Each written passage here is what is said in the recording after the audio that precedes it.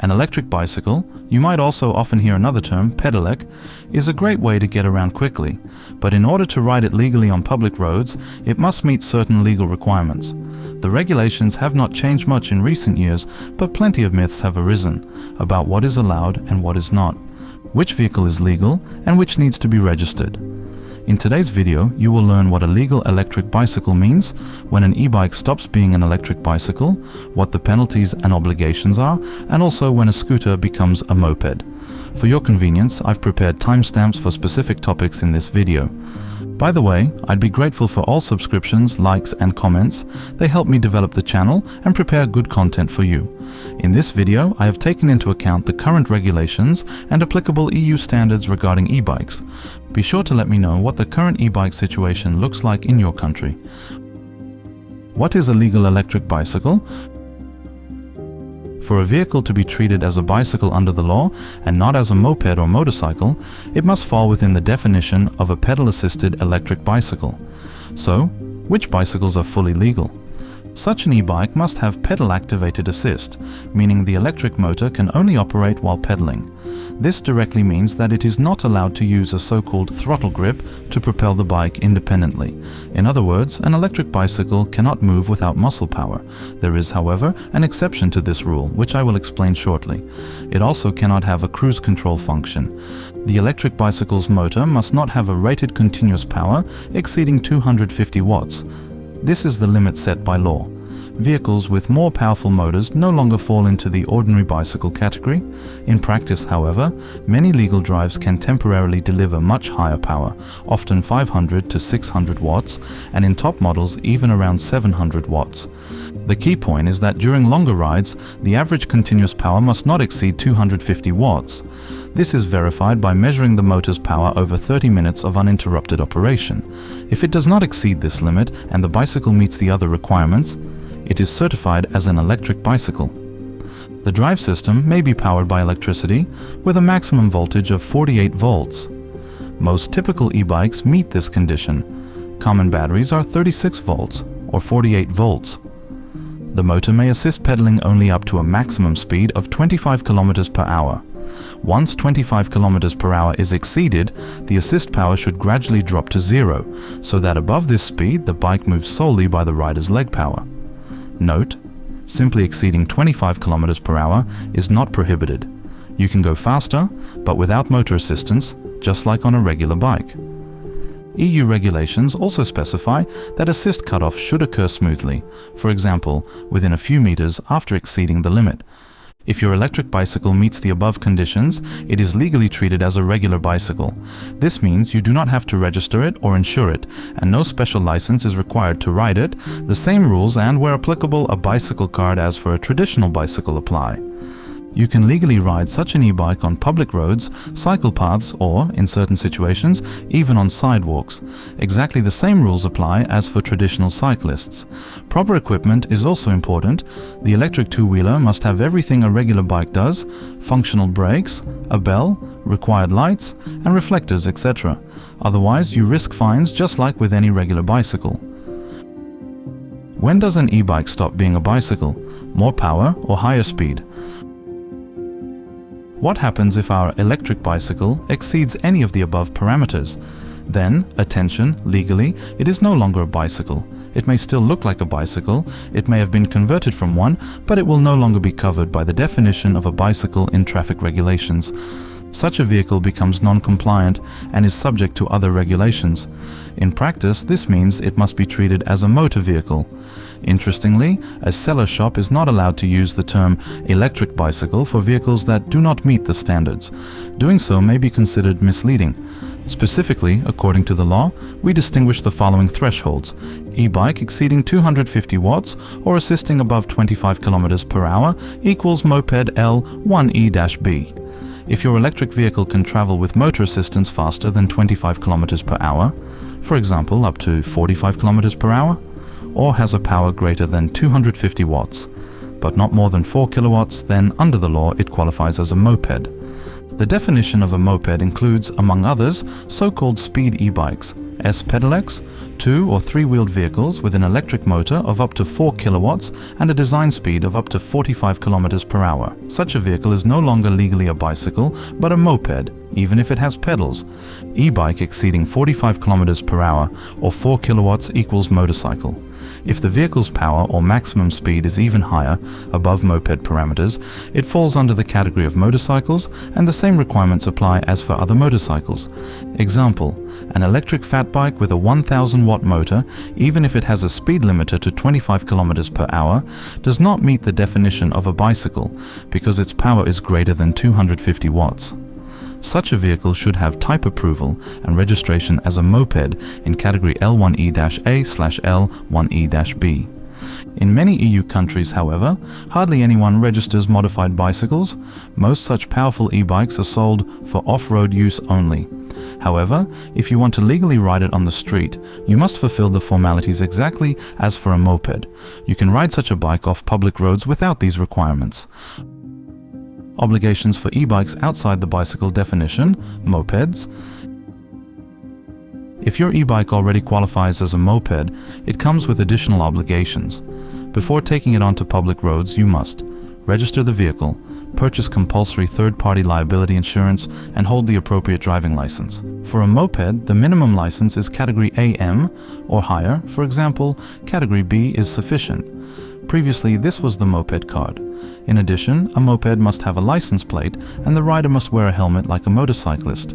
It is also important to remember that a moped, S-pedelec, may not be used on cycle paths or sidewalks. These privileges apply only to regular bicycles. Fulfilling these requirements can be difficult in practice. For example, many electric vehicles resembling bicycles do not have type approval and cannot be registered. Therefore, knowingly riding an unregistered pseudo-bicycle on the street carries a risk of legal trouble. Penalties for riding an illegal e-bike. In many EU countries, the sanctions are even stricter than in Poland. In France, operating a motor vehicle, such as an S-pedelec moped, without compulsory insurance is punishable by a forfaitaire fine of 500 euros, ranging from 400 to 1,000 euros depending on payment method.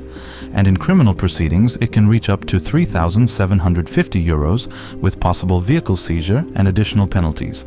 In Italy, riding without insurance carries fines of 866 euros to 3,464 euros and administrative vehicle immobilization or towing.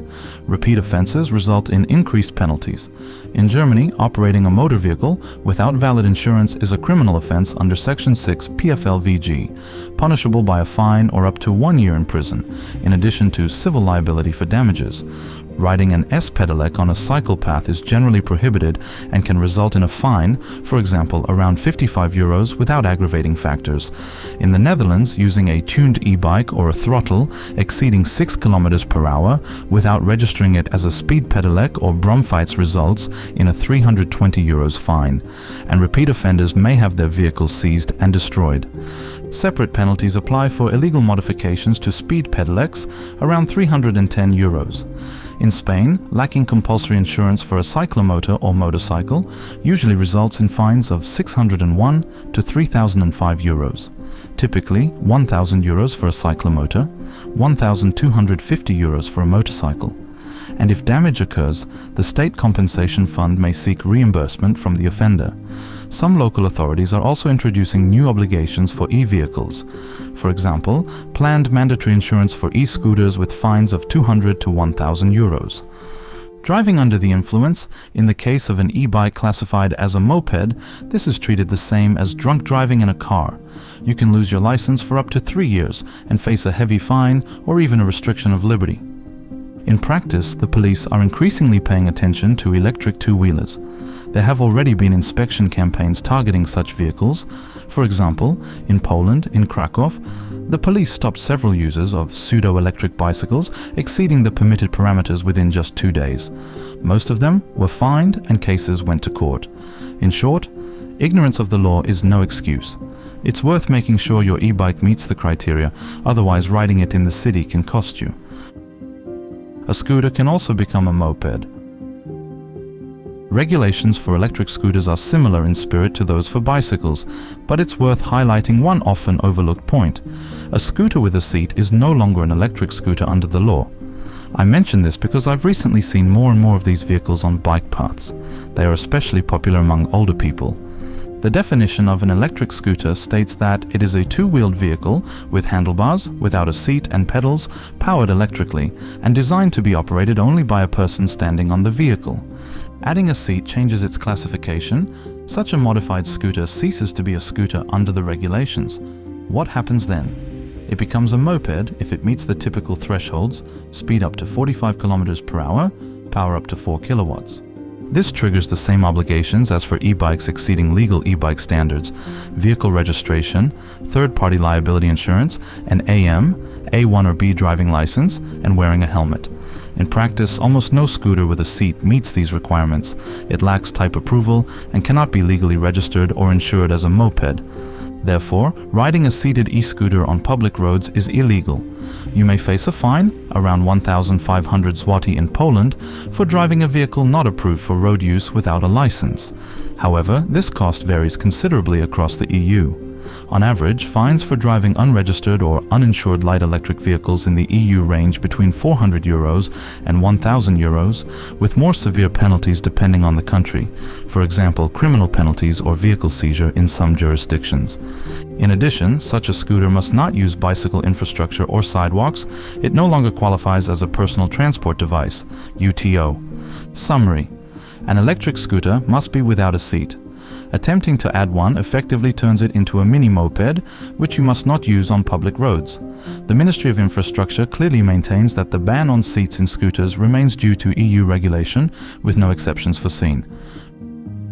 Frequently asked questions and doubts.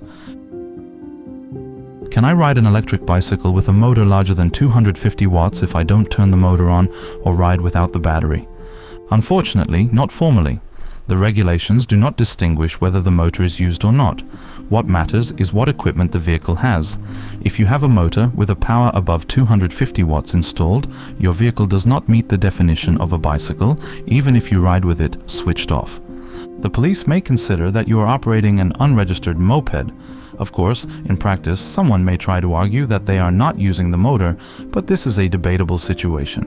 To be safe, it's better to have an e-bike compliant with the regulations, or remove the excess drive if you want to ride on public roads without trouble. Can I ride an electric bicycle with, for example, 1,000 watts of power if it is limited to 25 km per hour? It's still risky. Although the speed limit of 25 km per hour is required, the second barrier, nominal motor power of 250 watts, is exceeded.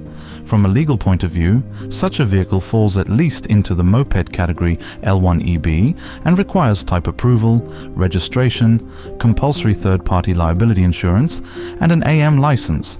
If it actually exceeds 45 km per hour, it becomes a motorcycle. Some manufacturers offer a street mode limiting power and speed and an off-road mode with full performance. On public roads, only the street mode can be used, but the mere presence of the switch does not exempt from type approval, because the nominal motor power is several times higher than the permitted 250 watts. In other words, formally it is already a motor vehicle, not a regular bicycle. In case of doubt, the police may seize the vehicle for inspection, for example by an expert, and if they find no type approval, impose a fine or refer the case to court. Is a throttle grip completely prohibited on an electric bicycle? On a standard electric bicycle, it cannot propel the bike faster than 6 km per hour without pedaling. The only permitted exception is the walk assist or start assist mode, a function for pushing or starting, which activates the motor up to approximately 6 km per hour and helps, for example, to push the bike uphill. If the throttle allows you to ride faster without pedaling, the vehicle no longer meets the bicycle definition and must be type approved as a moped. Many imported e-bikes come with a full throttle.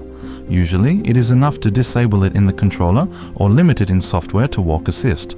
You don't have to physically remove the lever itself, because its presence can then be explained by the pushing function.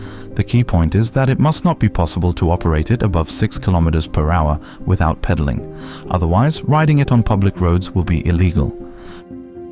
Do I need a driving license or third-party liability insurance for a regular electric bicycle?